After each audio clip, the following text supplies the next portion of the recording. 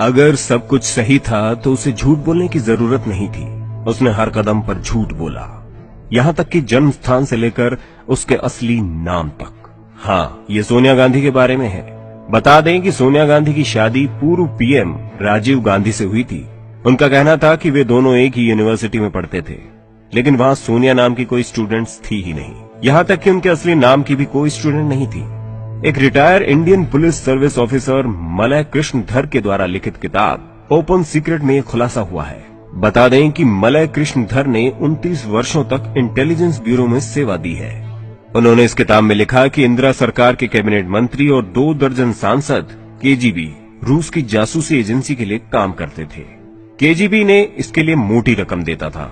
Malay कृष्णधर ने उनकी किताब में कुछ जाने माने तथ्य और पब्लिक सीक्रेटों को प्रकाशित किया है।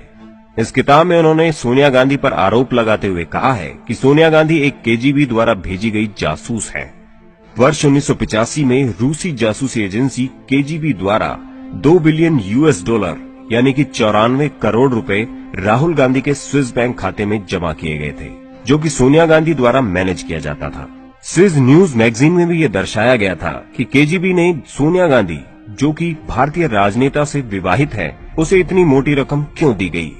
अगर सोनिया गांधी भारत की प्रधानमंत्री बन गई होती तो हमारी राष्ट्रीय सुरक्षा, सेना, वैज्ञानिकता और टेक्नोलॉजी विकास सहित हमारी व्यापारिक गतिविधियां रूस, रोम और अन्य मुस्लिम राष्ट्रों के लिए एक तरह से खुली किताब के समान हो जाती।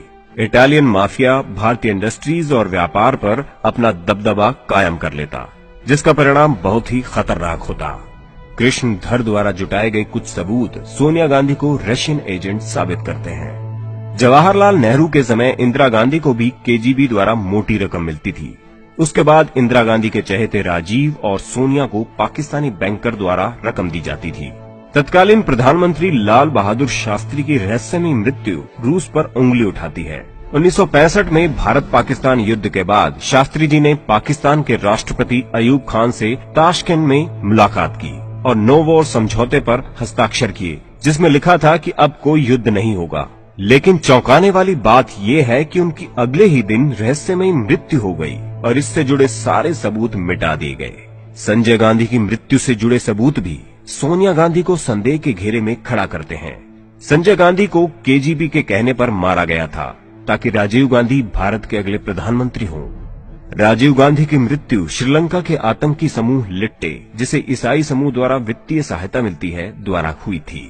बता दें कि राजीव गांधी को 21 मई 1991 को तमिलनाडु में 24 वर्षीय धनु नामक रोमन कैथोलिक महिला, जिसका असली नाम क्लेबथी था, के द्वारा आत्मघाती बम द्वारा उड़ा दिया गया था।